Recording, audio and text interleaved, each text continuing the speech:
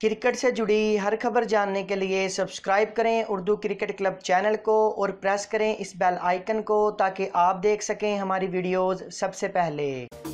Mohammad Asif, fast bowler Mohammad Irfan और Salman but को वापडा में 18वें ग्रेड पर तरक्की दे दी गई। निजी टीवी दुनिया न्यूज़ के मुताबिक वापडा को कायद-ए-आज़म ट्रॉफी जितवाने और बेहतरीन कारकर्दगी का मुजाहरा करने पर कौमी क्रिकेट टीम के तीनों खिलाड़ियों को 18वें ग्रेड पर फाइज किया गया है। यही नहीं, क्रिकेटर कामरान अकमल की तनख्वाह भी दुगनी कर दी गई है। वाजिया रहे, सलमान बट रवां डोमेस्टिक सीजन में वापडा की कप्तानी करेंगे, जबकि उन्होंने कायद-ए-आज़म ट्रॉफी की दोनों इनिंग्स में सेंचुरियां भी स्कोर की थी।